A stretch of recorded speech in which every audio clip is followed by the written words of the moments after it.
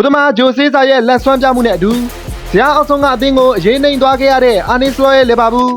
ခန်းစစ်ကစားပုံကောင်းမွန်ခဲ့ပြီးပြန်ဘက်အားနည်းချက်ကိုအကောင်းဆုံးအသုံးချသွားနိုင်ခဲ့တဲ့အင်ချီဝင်ပလေအသင်းနဲ့အခွင့်အရေးပြုံးနေမှုအရှိုးရှိခဲ့ကနောက်ကျသွင်းကိုကြောင့်အဝေးကွင်းမှာစိတ်ပြတ်ပွဲအချုံးပေးခဲ့ရတဲ့ပဲခူးသားတို့ရဲ့ပရီးမီးယားလိပွဲစဉ်လေးပေါင်းပွဲပြီးသုံးသက်ချက်လေးလုပ်ပေးသွားချင်ပါတယ်အားလုံးပဲမင်္ဂလာပါ MILAN Football Match ကနေကြိုဆိုလိုက်ပါတယ်ညကပွဲမှာအာနီစလောအနေနဲ့ပွဲစဉ်စတင်တဲ့ဆိုကြတဲ့ကစားကွက်အသာစီးရယူကဘူဘန်ဟန်တန်ဘက်ကိုတသိန်းလုံးဖိအားပေးကစားလာခဲ့ပြီးစောစောစီးစီးကိုရဖို့ကြိုးစားလာခဲ့ပါတယ်ညီပြအတွဲရဲ့အသင်းကတော့လီဗာပူးတို့ရုံးကန်နေရတဲ့လိုဘလော့ကစားဟန်နဲ့အတူဂိုးမျိုးနေတဲ့ပြိုင်ဘက်တိုက်စစ်ကိုအကောင်းဆုံးခုခံရင်းပွဲကိုထိန်းကစားဖို့သာဦးတည်လာခဲ့တာပါပထမပိုင်းမှာအထနှင်းနေတဲ့လီဗာပူးကွင်းလည်နဲ့ဘူဘန်ဟန်တန်ရဲ့တောင်ပန်တိုက်စစ်တချို့ကိုမြင်တွေ့ခဲ့ရပြီး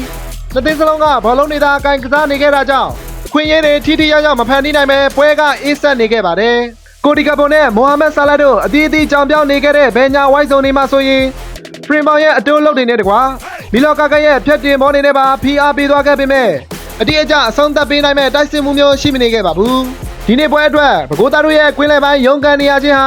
ရိုင်ယယ်ဂရဗန်ဘက်ပေါ်များစွာသက်ဆိုင်နေပြီးပွဲချိန်27မိနစ်ကအဝါကကြောင့်ဒုတိယပိုင်းပြန်လည်စတင်ချိန်မှာကာတီကျုံနဲ့လူစားလဲချင်းခံခဲ့ရတာပါဂရာဘီမပါနိုင်တဲ့မစ်ဖီးလိုက်ဟာဆိုရင်ဘူဘာဟန်တန်ကွင်းလက်ကဘောလုံးအပေးယူတွေကိုဖျက်တောက်နိုင်ခြင်းမရှိတော့ပဲဝင်းပလီတို့ရဲ့လင်းမြန်လာတဲ့ကောင်တာထရန်ဇီရှင်တွေကိုအလူလဲခံခဲ့ရက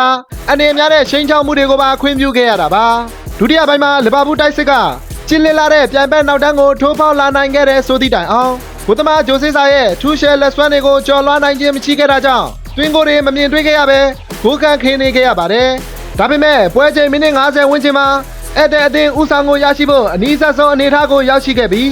ကိုဒီကပိုရဲ့မဖြစ်တဲ့အမှားကြောင့်သာအခွင့်အရေးတွေထပ်မံလွဲချော်ခဲ့ရပြန်တာပါတစ်ဖက်ကအိမ်ရှင်ဝူဘာဟန်တန်တို့ကတော့လီဗာပူးရဲ့မဟန်လာတဲ့ကစားပုံတွေကိုအခွင့်ကောင်းယူရင်းတံပြန်တိုက်စစ်တွေနဲ့ထိုးနှက်သွားဖို့ပြင်ဆင်လာနေခဲ့ပါတယ်နေရာယူမှုအလွဲတွေရှိခဲ့ပြီးပုံစံပြတ်သွားခဲ့တဲ့ဂျိုးဂျာနောက်တန်းရဲ့အမှားတွေကနေတဆင်မိနစ်90ကျော်ဝန်းကျင်မှာပဲဝင်းမလီတို့အတွက်အခွင့်အရေးရရှိခဲ့ကဒါကိုလူစားဝင်ကစားသမားရိုဒရီဂိုဂိုမက်ကအကောင်းဆုံးအဆုံးသတ်ပြနိုင်ခဲ့တာပါအိမ်ရှင်အသင်းရဲ့ဦးဆောင်ခြင်းကိုခံလိုက်ရတဲ့လီဗာပူးတို့အတွက်ပြန်လည်တုံ့ပြန်နိုင်မဲ့ရှေးပါကိုတော့ဝက်ပီကန်ဒီအချိန်မှာဝူဘာဟန်တန်ဘက်ကလူပေးမမှုအကြောင်းပြုပြီးမိုဟာမက်ဆာလာကသွင်းယူပေးသွားခဲ့ပါတယ်ဂျိုးဂျာအသင်းအနေနဲ့အနိုင်ရလက်ဖော်ဆောင်နိုင်မှုအခွင့်အရေးတချို့ရှိခဲ့ကဆာလာရဲ့ဖန်တီးပေးဖို့မှုမတည်သက်တာကြောင့်ဒီတစ်ချိန်မှာလည်းထပ်မံလွဲချော်ခဲ့ရပြန်ပါတယ်လက်ချန်မိနစ်တွေမှာအပြန်အလှန်တိုက်စစ်ဆင်မှုတွေနဲ့အတော်လေးကြီးကောင်းခဲ့ပြီးဂိုးပေါက်ကန်သိန်းခွင့်ကြီးကြီးမားမားမရရှိခဲ့တာကြောင့်တစ်ဖက်တကိုးစီနဲ့သာအဆုံးသတ်သွားလိမ့်မယ်လို့ထင်ခဲ့ကြတာပါဒါပေမဲ့အသင်းကြီးတွေကိုဆိုအလွတ်မပေးတတ်တဲ့အိမ်ကွင်းအားသာချက်နဲ့ဝူဘာဟန်တန်တို့ဟာငါးချင်းအချိန်ပေါ်မှာပဲအသေးခွဲကိုသွင်းယူသွားခဲ့ပြီးအဲ့တဲ့လီဗာပူးတို့ကိုဒူးထောက်သွားစေခဲ့ပါတယ်ဒီပွဲမှာလီဗာပူးအသင်းရဲ့ကွင်းလယ်ပိုင်းရုံးကန်နေရမှုနဲ့အတူခန်းစစ်ကစားသမားတွေရဲ့ပေါ်ရောက်မှုတွေပါအထင်သာပေါ်လွင်သွားခဲ့ကအာနီစလောရဲ့လူစားလဲမှုအမားတွေကိုလည်းမြင်တွေ့သွားခဲ့ရတာပါ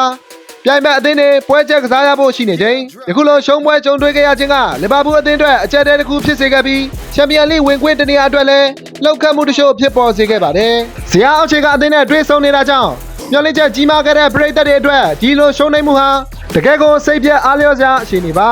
ညီကိုတို့အနေနဲ့လည်းညကပွဲစဉ်ပေါ်ခန်းစားချက်တွေဘယ်လိုရှိနေသလဲဆိုတာကွန်မန့်မှာဝင်ရောက်ရေးသွားခဲ့လို့ရပါတယ်